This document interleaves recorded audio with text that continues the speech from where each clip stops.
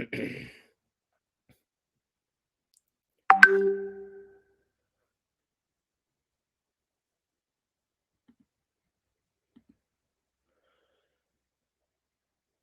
दोस्तों, अस्सलाम वालेकुम। नमस्ते, सत श्री अकाल, जय जिनेंद्रा, गुड आफ्टरनून। अजीज दोस्तों, काफी दिनों बाद आज लाइव हुआ है क्योंकि ट्रैवलिंग लाइव मुमकिन नहीं होता। एक तो वाईफाई की बड़ी प्रॉब्लम होती है और दूसरा ये है कि ट्रैवलिंग में फिर मकसद होता है ट्रैवलिंग का, कुछ ना कुछ काम होते हैं, लोगों से बातचीत होती है।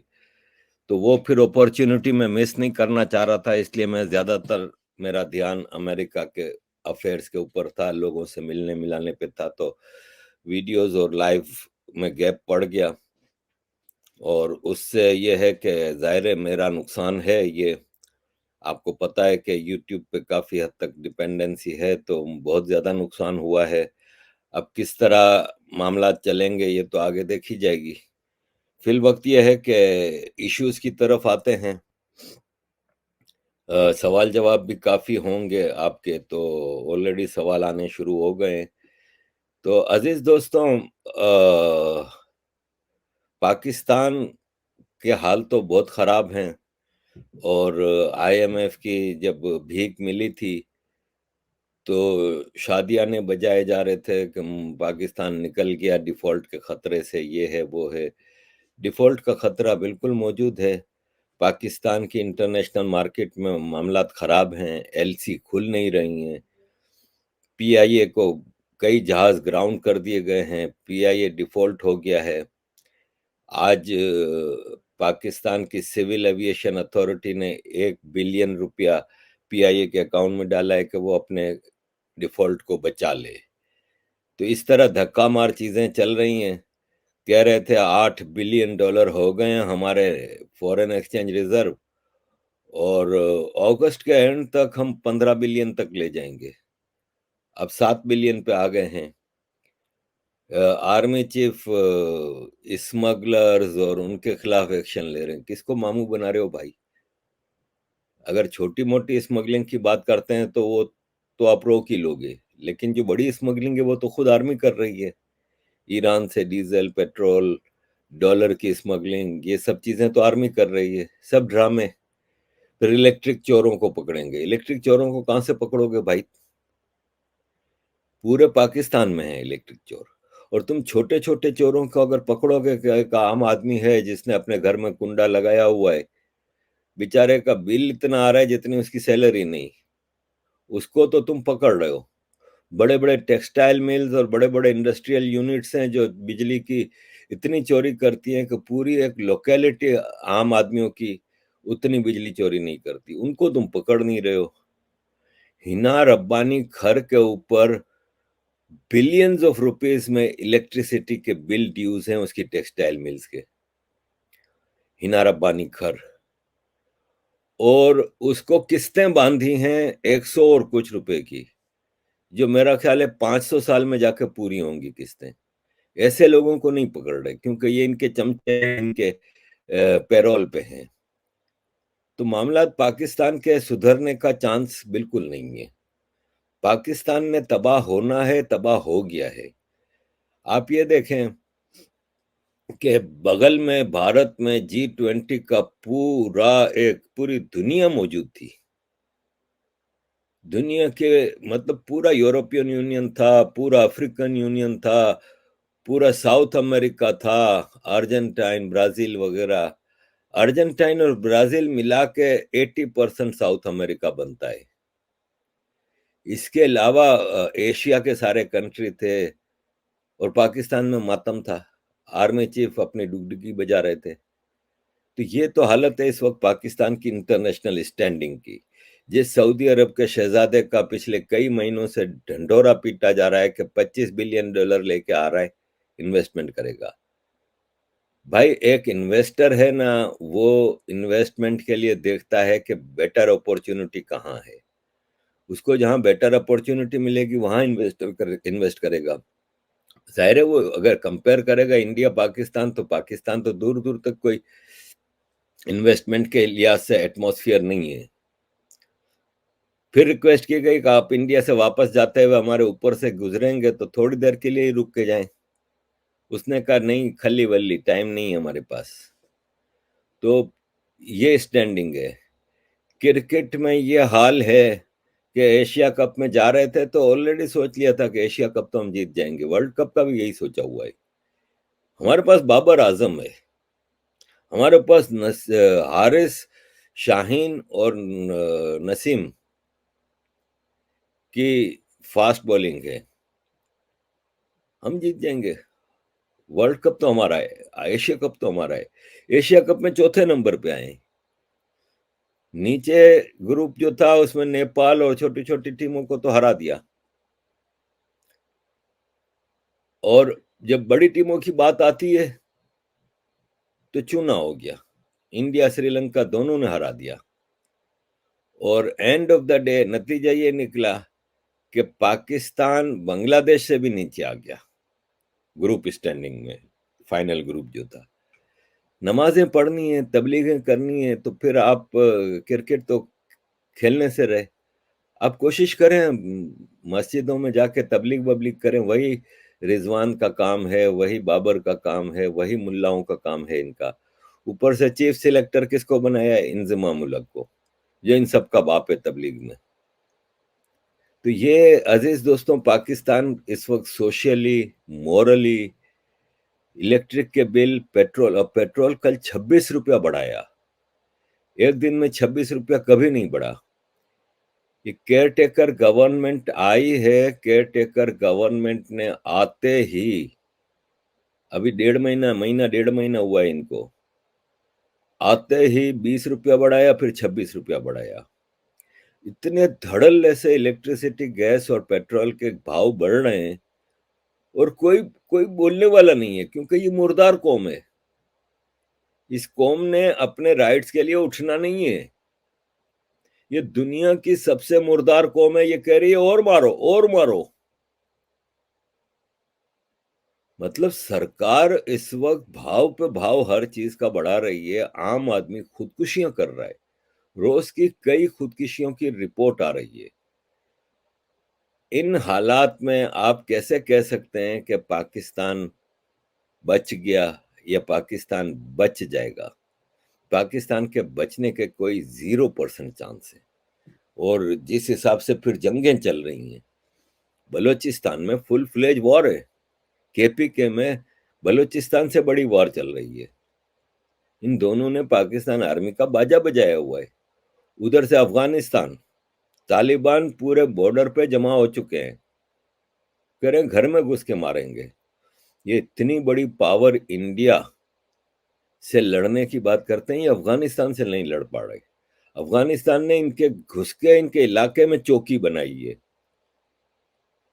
पाकिस्तान की टेरिटरी में, ये उसको नहीं रोक सके।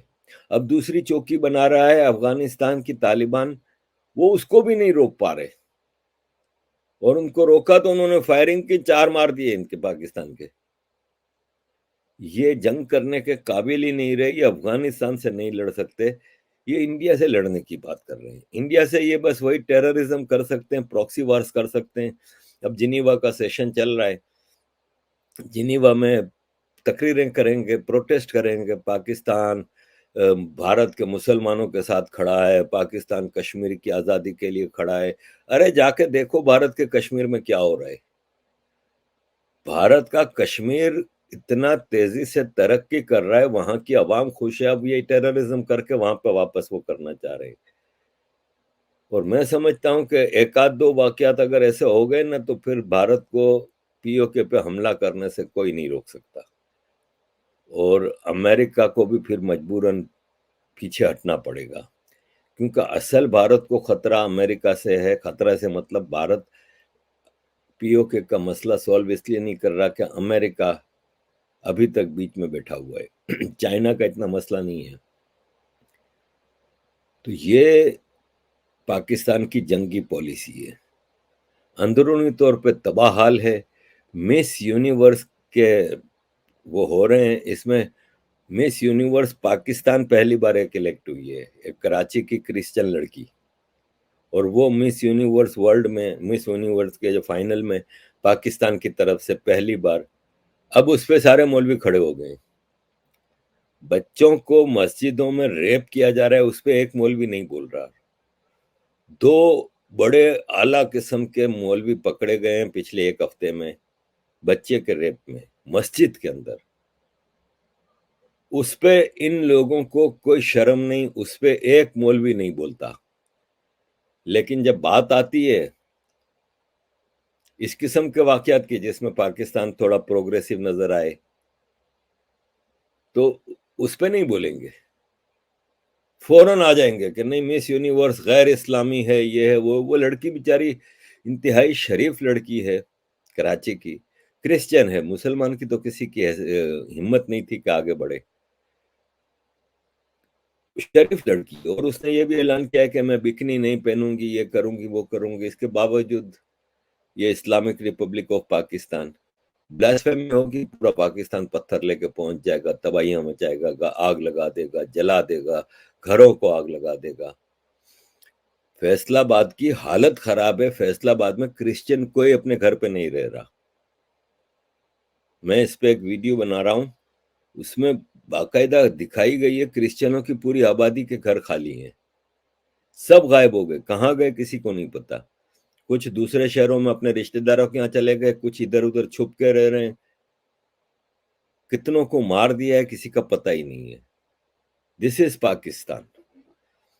अजीज दोस्तों, भारत के हवाले से बात करें तो भारत में तो हर चीज खुशल मंगल है, ठीक है, दिखाया ये जा रहा है कि भारत में ये है तो वो है, लेकिन भारत अपने हिसाब से बेहतरीन जा रहा है। और छोटे मोटे वाकयात इतने बड़े देश में होते हैं, उसको जाहिर है सोशल मीडिया का जमाना है तो उसमें थोड़ा मसला होता है कि आप के सामने चीजें खुल के आ जाती हैं। जरपाल 1971 का सवाल है। थैंक यू जरपाल जी। आरिफ भाई नमस्ते, एक छोटी सी कंट्रीब्यूशन आपके चैनल के लिए। महादेव आपको और फैमिली को सेफ रखे, you are doing an amazing job. आप विदाउट कोई फेवर के भारत के लिए इतना अच्छा काम कर रहे हैं। रेस्पेक्ट, जय भारत, जय हिंद, जय उत्तराखंड। जरपाल जी थैंक यू वेरी मच। देखें, मैं मेरा देश मानता हूँ उसको, तो मेरे लिए देखें, मैं एक इंटरनेशनलिस्ट बंदा हूँ, बचपन से ट्रैवलिंग में हूँ मैं। मुझे ट्रैवल पे करते हुए 51 साल हो गए। मैंने 72-73 में पहली बार सऊदी अरब फ्लाई किया था।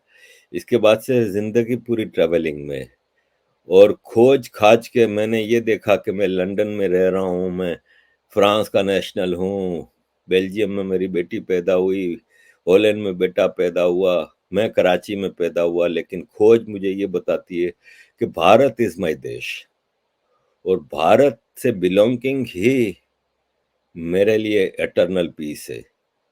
तो भारत इज माय देश, और उसकी रक्षा के लिए, उसकी बेहतरी के लिए उसके दुश्मनों को एक्सपोज करना मैं अपना कर्तव्य समझता हूँ, अपनी ड्यूटी समझता हूँ, और वो मैं करता रहूँगा। और आप सबकी सपोर्ट, आप सबकी मेहरबानी है जिसकी वजह से मैं चल रहा हूँ।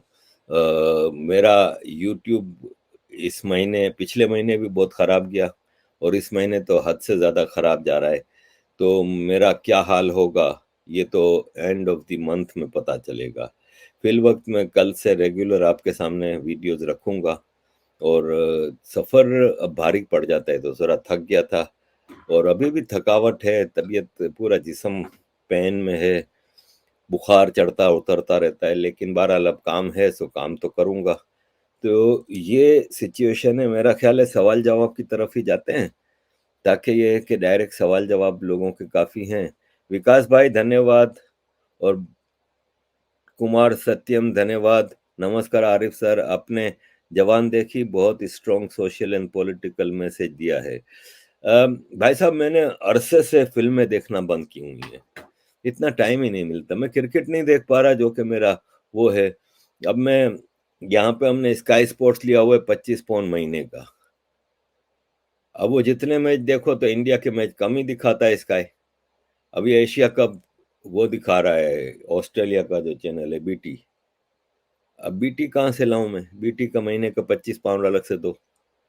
अब एक और चैनल है वो इंडिया के मैच दिखा रहा है, तो क्रिकेट नहीं देख पा रहा। इंडिया पाकिस्तान का मैच मुझे देखना था जो एशिया कप का था, मैं ढूंढता रहा, मुझे कहीं नहीं मिला। अब यूट्यूब वगैरह पे थोड़ी बहुत झलकियां देख ली।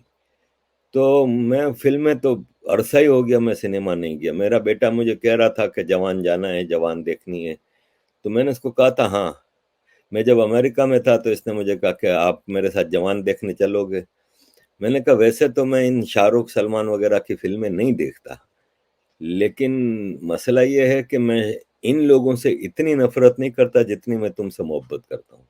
तुम्हारे लिए मैं चलूंगा, लेकिन हम वापस आए तो 3 दिन पहले उसका पाँव ट्विस्ट हो गया है, तो मसल फट गया है, तो वो अब हम जवान देखने नहीं जा सके अभी तक। तो जवान के बारे में मैंने भी सुना है, कुमार साहब के अच्छी फिल्म है। लेट्स सी, मौका मिला तो जाऊंगा, नहीं तो ये है कि टीवी पे अगर आई तो देखी जाएगी। लेकिन इतना इंटरेस्ट रहा नहीं है। मैंने पिछले कुछ सालों में, कुछ महीनों में एक केरला टाइम्स, केरला फाइल्स या टाइम्स जो भी थी वो देखी थी मैंने, और तो कोई फिल्म नहीं देखी। अमित पटेल जी, धन्यवाद भाई। मुझे लगता है कि अल्लाह ने बर्बाद किया पाकिस्तान को जब से भारत से अलग हुआ। देखें, भारत से अलग हुआ, इसके बाद अल्लाह ने तो पूरी कोशिश की, मौके दिए, लेकिन मोदी नहीं था, नेहरू था। मोदी होता तो उस वक्त ही पाकिस्तान खत्म हो चुका होता। 48 में जो हमला किया था पाकिस्तान ने कश्मीर पे, वो बनता था कि नेहरू घर में घुस के मारता, और उसी का नतीजा निकला कि पाकिस्तान को पांव पर फैलाने में नेहरू है ना, वो पाकिस्तान से जंग अवॉइड कर रहा था। 65 में भी ऑपरेशन जिब्राल्टर होता है, पाकिस्तान की तरफ से साजिश होती है। इंडिया ने टोटल जंग अवॉइड करने की पॉलिसी जारी रखी थी। और देखें, जो लातों के भूत होते हैं ना, वो बातों से नहीं मानते। और जो लड़े बगैर आप पाकिस्तान से कुछ कर नहीं सकते। आज भी आपको पाकिस्तान से एक फैसला कुन लड़ाई करनी पड़ेगी। बैठे बिठाए ये कह देना आसान होता है कि पियो के खुद ब खुद आ जाएगा। खुद ब खुद कैसे आएगा यार? खाली पाकिस्तान नहीं है ना, चाइना भी है। तो अगर उस वक्त नेहरू साहब लड़ाई कर जाते तो पाकिस्तान इस काबिल न था कि लड़ पाता। लेकिन आपने पाकिस्तान को खुल खेलने का मौका दिया। अल्लाह इंटरेस्टेड नहीं है भाई। अल्लाह के आगे 5 वक्त की नमाजें पढ़ती थी ये क्रिकेट टीम, दुआएं मांगती थी। अल्लाह ने कहा भाई साहब नहीं, मुकाबला करो, ग्राउंड में प्रैक्टिस करो। भारत से हारने के बाद बाबर कहता है कि एक्चुअली भारत है ना, उसने शाहीन, हारिस और नसीम से मुकाबले का होमवर्क कर लिया था। तो तुम लोग क्या कर रहे थे? तुम लोग अल्लाह के बयान, तबलीग, नमाज उसी में लगे हुए थे। तुम लोगों ने होमवर्क क्यों नहीं किया? या तुम लोग, और वो कह रहा है कि भारत के बॉलर्स ने बाबर आजम, इमामुल हक, रिजवान, फखर के ऊपर होमवर्क किया था। तो तुम लोगों ने कोहली, रोहित, गिल, इन सब पे कोई होमवर्क क्यों नहीं किया भाई? या तुम समझते थे कि तुम्हारे बॉलर तो ऑलरेडी इतने मजबूत हैं कि इन सब का कचरा निकाल देंगे? आप भारत का एक बैट्समैन 50 से कम पे आउट नहीं कर सके। तो अल्लाह ने साफ जवाब दे दिया कि भाई साहब, ये दुआएं वुआएं मांगने से अगर मसला हल होता तो अमेरिका और इंडिया वैक्सीन ना बनाते, तुम लोग बना लेते। कल्याण भाई नमस्कार। Sir how are you, please make a video about your USA visit. भाई बनानी है यूएसए विजिट। मेरी ये जो नया परिवर्तन है मेरी जिंदगी का, उसके बाद ये दूसरा बड़ा विजिट था। एक इंडिया का था जो कि जाहिर है टॉप ऑफ द लिस्ट है मेरी जिंदगी का, और अब ये जो अमेरिका का है। टोटल मैंने 20 दिन में 10 तो फ्लाइटें ली हैं। और अगेन मैं प्लान करता हूं कि मैं इतनी जगहों पे नहीं जाऊंगा, कम जगहों पे जाऊंगा, डिटेल में रहूंगा। लेकिन होता यह है कि इतनी रिक्वेस्टें आती हैं, आप यकीन माने कि Dallas, Chicago, Houston, Seattle, Miami, कई जगहों से दोस्तों के मैसेज आ रहे थे कि हमारे पास आएँ, हम टिकट देंगे, हम होटल कर देंगे, हम सब कुछ कर देंगे, लेकिन टाइम कंस्ट्रेंट। आप यकीन माने जब मैं न्यूयॉर्क से निकल रहा था, तो एक सिंधी भाई का फ़ोन आया, "आरिफ भाई न्यूयॉर्क में हैं और आपने मुझे बताया नहीं, मुझे मिलना है।" मैंने कहा, "मैं तो अब एयरपोर्ट पे हूँ भाई।" तो ऐसे कई लोगों के मैसेज आते हैं। अब मुझे जाना पड़ा कई जगहों पे, जैसे बोस्टन लास्ट मोमेंट पे जाना पड़ा, और बोस्टन में मेरे साथ एक वाकया ऐसा हो गया जिसने पूरे ट्रिप, मुझे जो इतना थकावट, इतना ज्यादा वो नहीं था जितना उस एक, मैं अगर आपको 2 मिनट में बताऊं, हुआ ये था कि मेरी बोस्टन से फ्लाइट थी न्यूयॉर्क की, 1 बजे की। मैंने 2 बजे न्यूयॉर्क पहुंचना था, और फिर 7:30 बजे मेरी लंदन की फ्लाइट थी न्यूयॉर्क से। तो एयरपोर्ट पे मेरा सामान पड़ा था, तो न्यूयॉर्क एयरपोर्ट पे तो मैंने सामान वहां से उठाना था बैगेज सेंटर से, और चेक इन लंदन के लिए करना था। अब बोस्टन एयरपोर्ट पे हम लोगों ने चेक इन किया, न्यूयॉर्क के लिए फ्लाइट में बैठ गए, फ्लाइट चलनी शुरू हो गई, रनवे पे आके रुक गई। तो पायलट ने कहा कि भाई साहब अभी हम आधा घंटा यहीं वेट करेंगे, न्यूयॉर्क बंद हो गई है। फिर आधे घंटे बाद उसने कहा हम हवाई जहाज मोड़ के वापस जा रहे हैं एयरपोर्ट पे, और आप एयरपोर्ट की बिल्डिंग में बैठे हैं, न्यूयॉर्क में थंडर स्टॉर्म है, तो न्यूयॉर्क की फ्लाइटें बंद है सारी। अब हमको एयरपोर्ट पे बिठा दिया। अब हर 2 घंटे बाद ऐलान हो रहा है कि डिले है, डिले है। फिर मैं उनके पास गया, मैंने कहा मेरी आगे लंदन की फ्लाइट है न्यूयॉर्क से। पहले उन्होंने मुझे 9 बजे वाली फ्लाइट में डाला, फिर उन्होंने अगले दिन की फ्लाइट में लंदन के लिए कि आपको अगले दिन ट्रांसफर कर रहे हैं, और फिर 6 बजे ऐलान कर दिया कि ये फ्लाइट कैंसिल हो गई है न्यूयॉर्क की, अब आप सुबह आइएगा, अपनी फ्लाइट चेंज करा लें। अब पहले तो फ्लाइट चेंज कराने वाले पे कोई 200 आदमी की लाइन लग गई, पूरा प्लेन खड़ा हो गया, एक आदमी था काउंटर पे। 2 घंटे लगे। फिर मैं थोड़ी देर में खड़ा रह के फिर मैं बाहर निकल गया, मैंने कहा बाहर ज्यादा काउंटर है, बाहर ज्यादा वो होगा। बाहर निकला, वहां मेरी जो डेल्टा एयरलाइन थी उनसे मैंने जाके, फ्लाइट अगले दिन सुबह 6 बजे की हुई न्यूयॉर्क के लिए, और न्यूयॉर्क से लंदन की मेरी फ्लाइट वही 7:30 अगले दिन की शाम की कर दी गई। अब मैं कहाँ जाऊं, थका हुआ था, पूरे दिन का, पूरे महीने का सफर सफर का था। तो मैंने होटल का पता किया, तो $300-400 से कम पे कोई होटल नहीं मिल रहा था। बहुत कोशिश की, कोई होटल नहीं मिल रहा था। फिर पूरी रात में वो एयरपोर्ट पे गुजारी मैंने, और मेरी हालत खराब हो गई वहां पे। और फिर अगले दिन फ्लाई किया न्यूयॉर्क, और फिर न्यूयॉर्क से लंदन। तो ये कि सफर ने मार दिया, लेकिन अमेरिका में मेरी मुलाकात काफी लोगों से हुई, वहां के बारे में आपसे कुछ काफी चीजें करनी है। 2 प्रोग्राम होंगे अमेरिका पे, एक वहाँ की डोमेस्टिक पॉलिटिक्स और इन चीज़ों के ऊपर जो वहाँ पे मैंने देखी हैं, ट्रम्प के हवाले से वहाँ पे बहुत ज़्यादा फॉलोइंग है। और दूसरा, मेरे वहाँ पे अमेरिकन इंडियंस जिनसे मैं मिला और जिनसे मैं नहीं मिला उनके बारे में, तो वो मैं डिटेल में प्रोग्राम करूंगा आपके सामने। राजेश शर्मा जी धन्यवाद।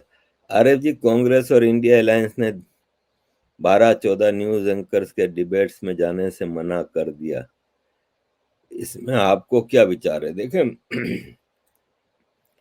Freedom of speech, freedom of expression, freedom of press, जिसके बारे में ये कहते हैं भारत में, राहुल गांधी वगैरह बाहर जाके यही कहते हैं ना कि भारत में फ्रीडम ऑफ प्रेस नहीं है, ये वो, जबकि भारत में जितना गंदा प्रेस है, जितना फ्रीडम है वो हेट स्पीच के उसमें आता है। लेकिन ये opposition parties freedom of press पे बिलीव ही नहीं करती। तो बात दरअसल ये है कि ये सब पार्टियों का क्या है। देखें, पाकिस्तान में सरकार खत्म हुई पीडीएम की, अब पीपल्स पार्टी, नवाज शरीफ की पार्टी एक दूसरे पे इल्जाम लगा रहे हैं, खूब गालियां दे रहे हैं एक दूसरों को। ये जो अलग अलग विचार की पार्टियां होती हैं ना, वो ज्यादा अरसे साथ नहीं बैठ सकती। अब आप खुद देखें ना कि इंडिया में एक तरफ कांग्रेस है, एक तरफ दूसरी पार्टियां हैं। अब आप, इन्होंने पूरा रुख मोड़ दिया है सनातन धर्म के ऊपर। अब कैसे पॉलिटिक्स करेंगे ये समझ में आती नहीं बात। वो तमिलनाडु से जो सनातन धर्म के ऊपर चीजें चलनी शुरू हुई हैं, इसको ये किस तरह डिसऑन करेंगे, किस तरह ऑन करेंगे। अभी तो एक चीज है ना, अभी तो इलेक्शन की तारीख आने दें, इलेक्शन की जब डेट आएगी ना, तो सीट एडजस्टमेंट होगी। कि बीजेपी के मुकाबले पे इनकी कोशिश होगी कि इंडिया अलायंस का एक-एक कैंडिडेट ही सामने हो, 1 टू 1 मुकाबला हो। कैसे होगा? क्या बंगाल में ममता जगह देगी राहुल गांधी को? ममता तो कहेगी कि भाई सारी बंगाल की सीटें तो हमारी हैं, हम तो सब पे खड़ा करेंगे। कांग्रेस करेगा नहीं, हम भी खड़ा करेंगे। बिहार में आ जाएंगे तो एक तरफ नीतीश कुमार है, एक तरफ लालू के बच्चे हैं, कांग्रेस कहाँ घुसेगी? फिर हर जगह आम आदमी पार्टी भी अब तो घुसती है, उसको कैसे सीट एडजस्टमेंट करोगे? यूपी में अखिलेश कहाँ से देगा आपको? यूपी में और 50 पार्टियां हैं। इस तरह आपको तमिलनाडु में स्टालिन कहाँ से जगह देगा? हर जगह का मसला है। पंजाब में आ जाएंगे तो आपके सामने आम आदमी पार्टी खड़ी होगी, फिर पंजाब की अपनी पार्टियां हैं। तो कहने का मतलब यह है कि ओपोजिशन इंडिया है ना, उनके पास कुछ है नहीं, और ये कुछ भी कर लें, आसमान से छलांग लगा लेना, तो ये बीजेपी को मेजोरिटी लेने से नहीं रोक सकते। कुमार सत्यम जी, धन्यवाद। गॉड ब्लेस टू बेटा, hope he will be good son. वैसे आपने देखा है इंडिया ने कितने सारे प्रोग्रेसिव इशू उठाए G20 में और यूक्रेन को इग्नोर मारा। देखें, बहुत ही जबरदस्त G20 कॉन्फ्रेंस रही। अब चूंकि इशू पुराना हो गया है और मैं था नहीं, मुझे इस पे ऐसी ऐसी कुछ चीजें नजर आई हैं जो मैं बनाना चाह रहा था, लेकिन अब प्रोग्राम व्यूअरशिप भी बहुत खराब हो गई है, और फिर भी मैं उस पर प्रोग्राम करना चाह रहा हूँ कि एक प्रोग्राम करके बताऊं कि उसमें ऐसी ऐसी चीजें हुई कि दुनिया में हर जगह यूक्रेन यूक्रेन हो रहा था। इस पूरी कॉन्फ्रेंस में रशिया भी मौजूद था, चाइना भी मौजूद था, अमेरिका, यूरोपियन यूनियन सब थे। इसके बावजूद यूक्रेन को अहमियत ना देना, इम्पोर्टेंस ना देना, ये भारत की बहुत बड़ी कामयाबी है। ये भारत की लीडरशिप है जिसने G20 से वो फैसले कराए जो मेरा ख्याल है पिछले हिस्ट्री में G20 की ऐसा कुछ नहीं हुआ। और इतनी कॉन्फ्रेंसेस होती हैं दुनिया भर में, किसी में इतना प्रोडक्टिव चीज नहीं आई। चाइना का जो मान था, वन बेल्ट वन रोड, सी पैक और ये और वो, और पाकिस्तान जो सी पैक पे चलता था, धड़ल्ले से बिठा दिया। अब उसी पे इन्होंने जो रूट बनाया है, तो पाकिस्तान के इस तरफ है इंडिया, और पाकिस्तान इंडिया से जो चीजें चल रही हैं तो वो आगे यूरोप तक जा रही हैं। तो दैट्स ह्यूज। आप अंदाजा नहीं कर सकते कि इस इंडिया मिडिल ईस्ट, भाई देखें, पाकिस्तान 10 साल से सीपेक बना रहा है, 10 साल से सऊदी अरब और इमारात वगैरह से रिक्वेस्ट कर रहा है कि सीपेक में आ जाएं आप, हम आपको सीपेक के रूट में लाते हैं। ये क्यों नहीं आ रहे थे? क्योंकि आफ्टर ऑल चाइना और पाकिस्तान दोनों काबिले भरोसा नहीं। देखिए, दुनिया भर में जो लीडरशिप होती है ना हर कंट्री की, वो वेल इन्फॉर्म्ड होती है। चाइना की इकोनॉमी बेशक बहुत ज्यादा है, भारत से 5 गुना ज्यादा इसका हिसाब किताब है, लेकिन बबल है। भारत की इकोनॉमी चाइना के मुकाबले में छोटी सही, स्ट्रॉन्ग फाउंडेशंस पे है। जबकि चाइना का एक बबल है जो जब फटेगा ना, तो चाइना भी धड़म से जाएगा, और चाइना के साथ जिन कंट्रीज के इकोनॉमिक इंटरेस्ट है वो भी धड़ल्ले से नीचे जाएंगे। और पाकिस्तान की तो कोई औकात ही नहीं, पाकिस्तान की तो कोई हैसियत ही नहीं कि सऊदी अरब पाकिस्तान के ऊपर गौर करेगा। तो ये सारी चीजें हैं जो G20 का बहुत ज्यादा भारत ने चीजें की हैं। मौका मिला तो मैं इस पे जरूर एक प्रोग्राम बनाऊंगा। अमित पटेल जी, धन्यवाद।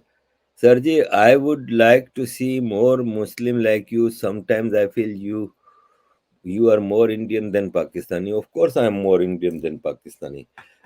I will say that I am only Indian, not Pakistani. भाई मैं पाकिस्तानी की अहमियत क्या है, हैसियत क्या है, इज्जत क्या है कि मैं अपने आप को पाकिस्तानी कह रहा हूँ?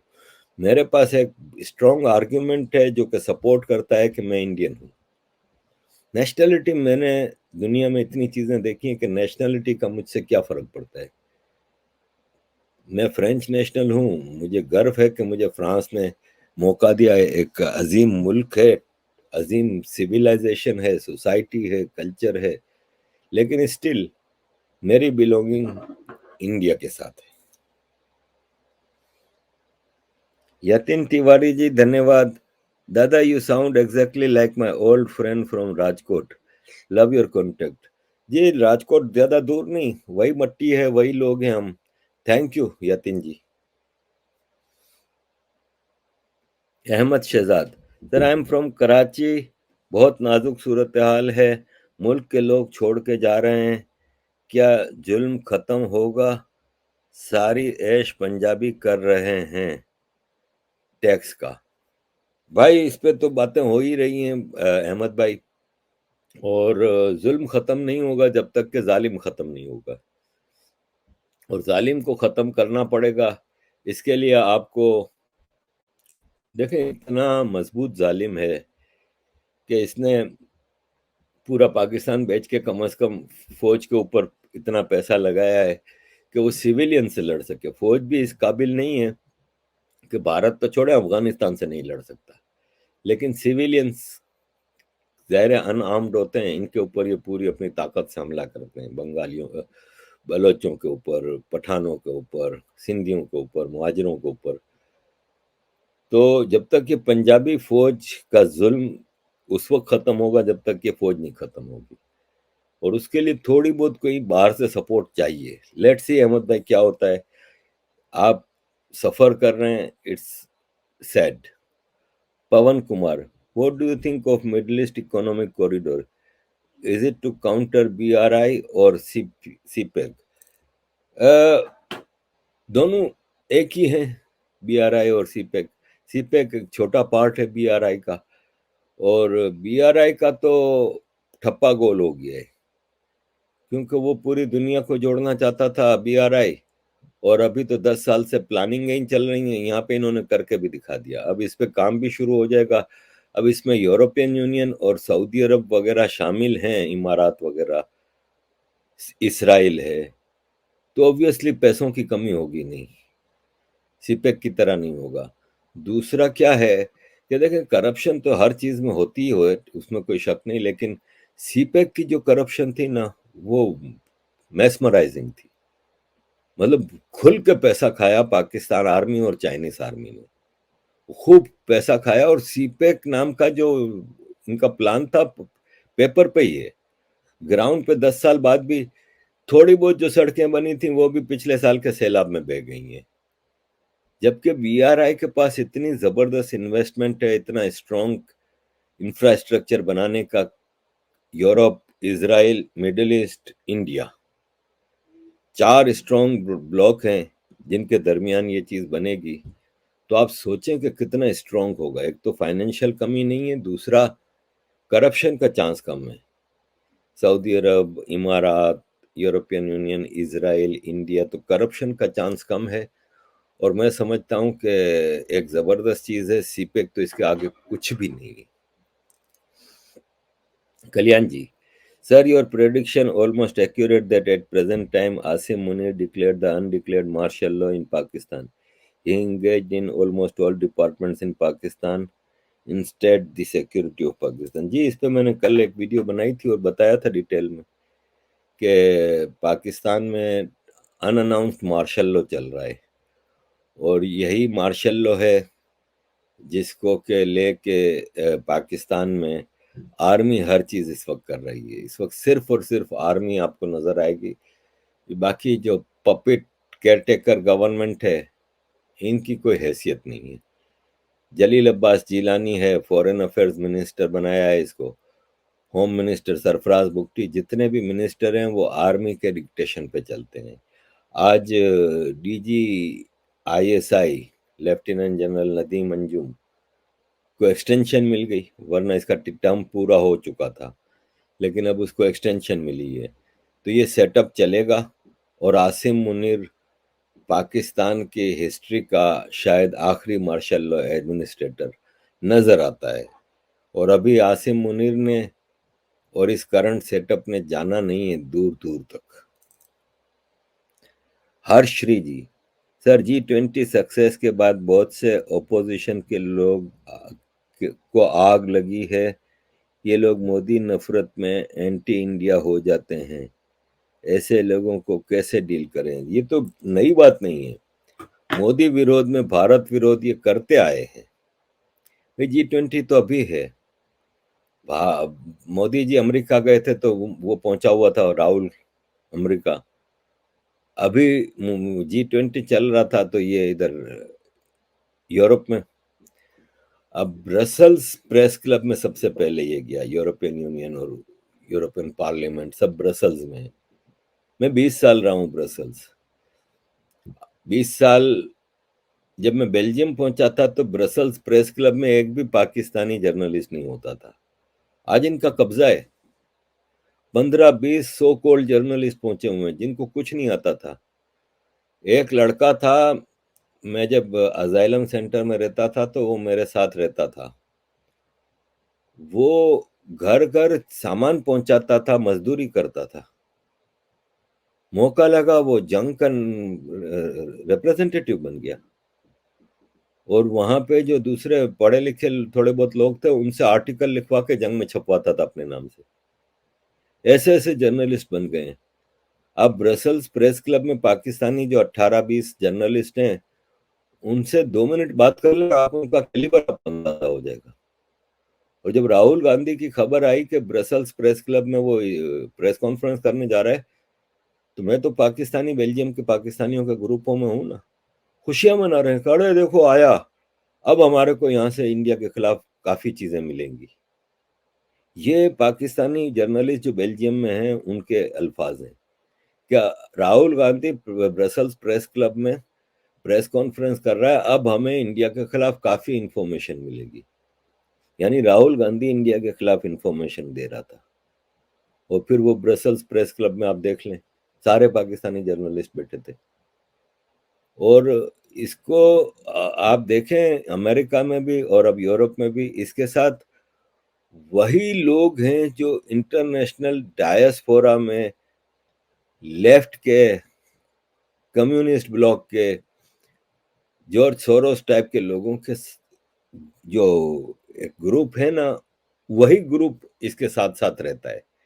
इसकी कोई हैसियत नहीं है, इसकी कोई औकात नहीं है। तो ये भाई आप मामूली सी अपने जहन में सीन बिठाएं कि G20 चल रहा है, शुरू से आ जाएं आप। बाइडन आया, ऋषि आया, मैक्रोन आया, चाइनीज प्राइम मिनिस्टर आया, मोहम्मद बिन सलमान आया, मोहम्मद बिन जैद आया, इजिप्ट का सीसे आया, कितने आए बड़े बड़े, बांग्लादेश की। आप सोचें मोदी जी की जगह भारत का प्राइम मिनिस्टर राहुल होता, भारत का क्या इंप्रेशन होता, वो क्या बात क्या करता। वो इतने बड़े बड़े लीडर से, मैं तो हैरान हूं इस उम्र में मोदी जी का। भाई आप एक मिसाल ले लें, आपके घर में 20 बड़े बड़े लोग आते हैं, आपको सबसे अलग अलग बात करनी है, अपने देश का इंटरेस्ट भी सर्व करना है, अपने देश की इज्जत भी रखनी है। आप सोच सकते हैं कि राहुल या ममता या केजरीवाल टाइप के लोग ये चीज कर सकते थे। Bharat is lucky to be in safe hands of Modi. Satyam Kumar ji धन्यवाद। अफ्रीकन यूनियन को G20 में ऐड करके अफ्रीका और ग्लोबल साउथ को दिखाया कि इंडिया कितना रिलायबल पार्टनर एंड लीडर है ग्लोबल साउथ का, नो डाउट अबाउट इट। भाई देखें, अभी मैं कहीं पढ़ रहा था कि 2100 में दुनिया के जो 5 मोस्ट पॉपुलेशन वाले कंट्री होंगे ना, उसमें 2 अफ्रीकन है। 2 अफ्रीकन कंट्रीज की दुनिया की 5 बड़ी पॉपुलेशन, अफ्रीका की पॉपुलेशन बन रही है। और अब अफ्रीका यूरोपियन यूनियन के कॉलोनाइजेशन से आजाद हो जाए, क्योंकि आजाद होने के बाद भी ये कॉलोनीज थे। इस तरह का इकोनॉमिक चक्कर चलाया हुआ था कि 200 रुपए का जो यूरेनियम था वो 8 पैसे में जा रहा था। 200 रुपए का जो इंटरनेशनल मार्केट में था वो 8 पैसे में यूरोपियन यूनियन और अमेरिका खरीद रहे थे अफ्रीका से। इस तरह सामान वहां से लूट मार के लेके जाया जाता था। इनके ऊपर लीडर जो बैठे होते थे उनको थोड़ा बहुत पैसा दे के कंट्री गरीब का गरीब रहता था। अगर अफ्रीका में जो नेचुरल रिसोर्सेज की एक्सप्लॉइटेशन हो रही है वो अगर करेक्ट हो और उस उन कंट्रीज के ऊपर लगे, तो मैं आपको गारंटी देता हूं कि Africa will be very big power in future. तो भारत ने अफ्रीका को इसमें ला के बहुत बड़ा काम किया है, G20 की इम्पोर्टेंस को बढ़ाया है और होपफुली फ्यूचर में अफ्रीका में आज़ादी से इकोनॉमिक डेवलपमेंट होगा तो उसमें भारत का एक बहुत बड़ा रोल होगा। महेश भाई धन्यवाद। आरिफ भाई, वैक्सीन वार का प्रीमियर कैसा रहा? महेश भाई धन्यवाद जी, बहुत अच्छा रहा, क्योंकि विवेक जी के साथ काफी क्लोज एसोसिएशन है। इनकी जब किताब आई थी अर्बन नेक्सल तो भी मुझे लॉन्चिंग में बुलाया गया था, किताब भी दी थी। इनकी जब फिल्म आई थी ताशकंद फाइल्स तो उसकी प्रीमियर लंदन में की, उसमें भी I was invited and I was there.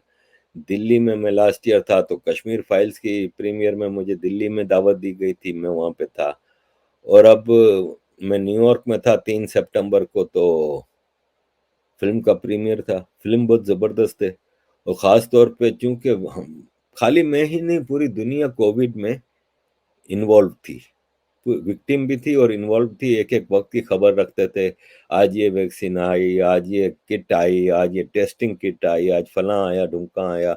दुनिया में क्या हालत है, हर आदमी उस वक्त घरों में बैठा था और सोशल मीडिया के जरिए खबरों में था। तो इस फिल्म से कई आई ओपनिंग चीजें हमें सुन देखने को मिलती हैं। जरूर देखिएगा, देखने जैसी फिल्म है और बहुत ही तरीके से और अच्छी रिसर्च करके बनाई गई है। नाना पाटेकर जी का काम काफी अच्छा था और भी दीगर कास्ट ने अच्छा काम किया है। फिल्म बहुत अच्छी थी और विवेक जी और पल्लवी ने बड़ा मान सम्मान दिया। Thank you. सत्यम जी धन्यवाद। चाइना अफ्रीका के रिसोर्सेज एक्सप्लॉइट कर रहा है, चाइना भी कर रहा है और यूरोपियन यूनियन और अमेरिका तो कर ही रहा है। और अब यह है कि अफ्रीकन यूनियन है ना, वो चाइना पे इतना भरोसा नहीं कर रहा, क्योंकि चाइना का कैरेक्टर सबके सामने है। आफ्टर ऑल मैं समझता हूं कि कुछ साल और लगेंगे, लेकिन इंडिया अपने पांव अफ्रीका में जमाएगा। क्योंकि एक बात और ध्यान में रखिएगा कि अफ्रीका में ब्लैक पॉपुलेशन के बाद नंबर 2 पे इंडियन पॉपुलेशन है। ईस्ट अफ्रीका में मेजोरिटी है काफी।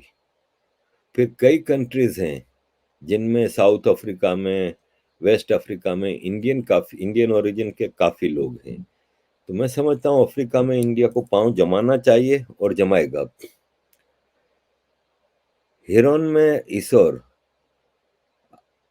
Kindly explain Brexit deal between UK and European Union. अब तो पुरानी हो गई, ब्रेग्जिट को तो 2-3 साल हो गए और ब्रेग्जिट ने चूना कर दिया हमारा इंग्लैंड का। क्योंकि देखें, कंज्यूमर प्रोडक्ट्स है ना, जितनी भी खाने पीने की चीजें हैं, जनरल यूज की आइटम है, वो इंग्लैंड में ज्यादातर यूरोप से आती थी।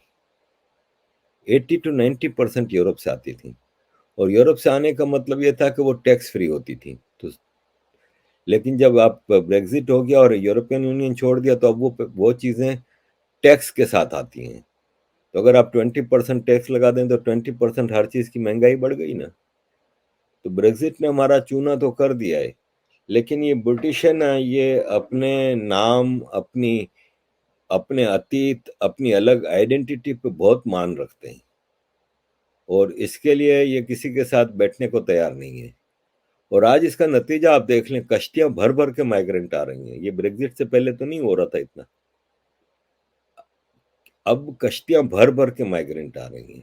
पहले लीगल माइग्रेंट्स होते थे, अब इलीगल माइग्रेंट्स हैं, उनसे निपटना बहुत मुश्किल है।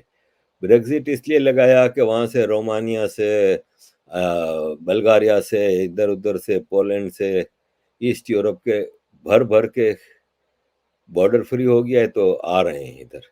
लेकिन एटलीस्ट वो लीगल तो होते थे, आते थे यहाँ पे, रजिस्ट्रेशन कराते थे अपनी और कहीं ना कहीं प्लम्बिंग का जॉब, कंस्ट्रक्शन का जॉब, अच्छी जॉब्स कर लेते थे। अब तो इलीगल माइग्रेंट्स हैं। अभी इटाली का एक जजीरा है छोटा सा, उसमें 7,000 इलीगल माइग्रेंट्स आ गए।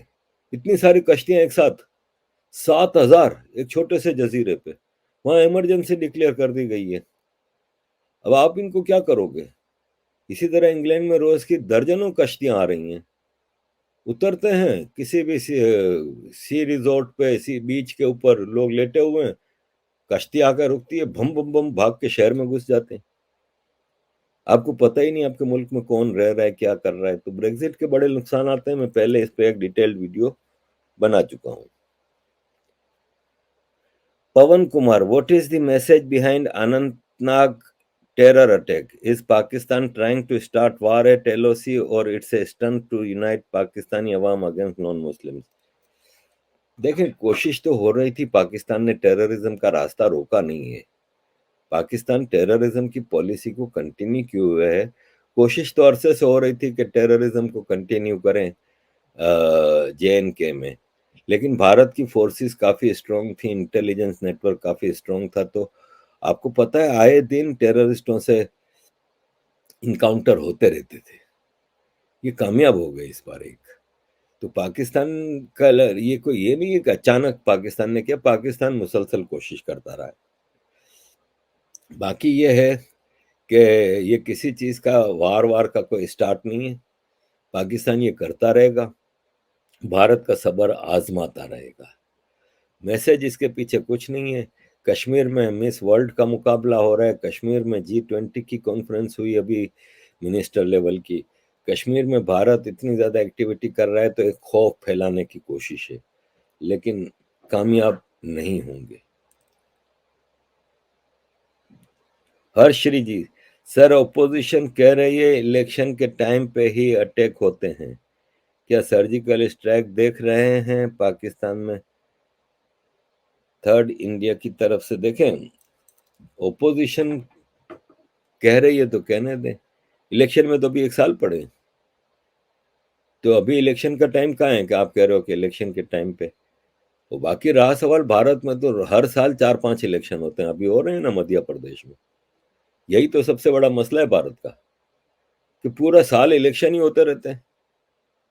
सरकार कोई भी होगी अपनी पॉलिसी कैसे देगी जब आपके सर पे इलेक्शन ही इलेक्शन। इलेक्शन में आपको इलेक्शन की कैंपेन चलानी होती है, सब कुछ, आप दूसरे काम कहाँ से करोगे?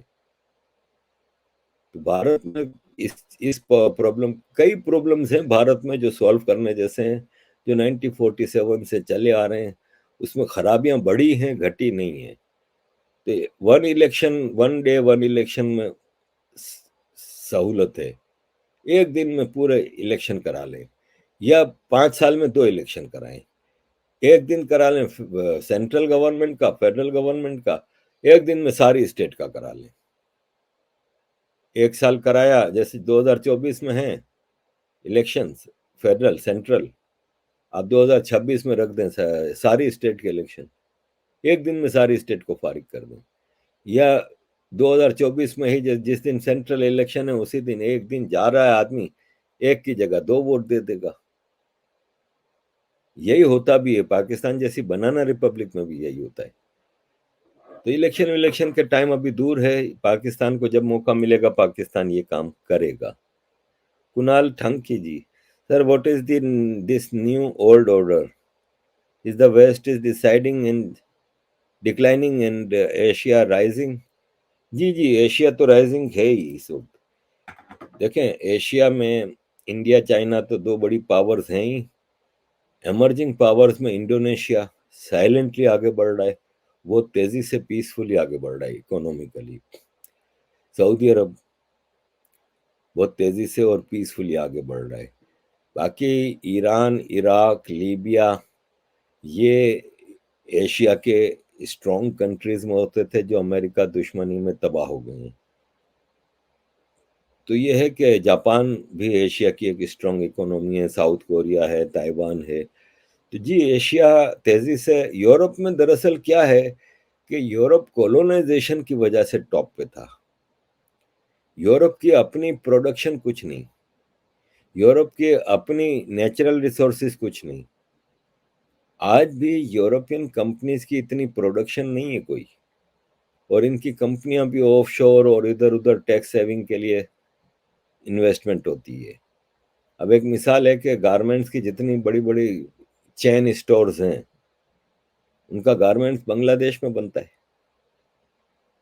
तो यूरोप का अपना कुछ इतना है नहीं। Asia population wise, resources wise, skill wise इस वक्त टॉप ऑफ द वर्ल्ड है।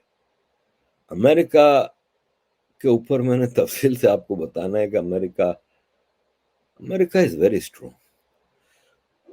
खराबियां हैं, उधर भी चीजें हैं, लेकिन वेरी स्ट्रांग। आगे आऊंगा मैं इस पे किसी प्रोग्राम में। अजीज दोस्तों, श्रीकांत गुरुदेव जी का आखिरी सवाल ले लेते हैं।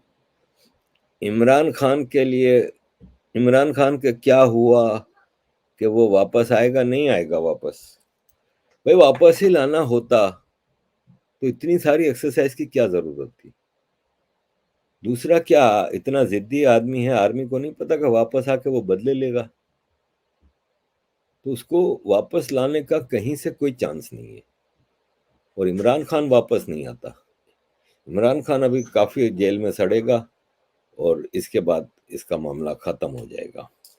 अजीज दोस्तों, मेरा ख्याल है कि आज के लिए इतना ही काफी है। और मैं कोशिश करूंगा कि कल से आपके सामने वीडियोस मौजूद हों, रेगुलर वीडियोस हों। प्लीज इसको सपोर्ट करें, सब्सक्राइब करें, चैनल को आगे बढ़ाएं, लोगों को रिक्वेस्ट करें कि वो वीडियो देखें और चैनल को सब्सक्राइब करें। अजीज दोस्तों, thank you very much for all your support. Kindly keep supporting.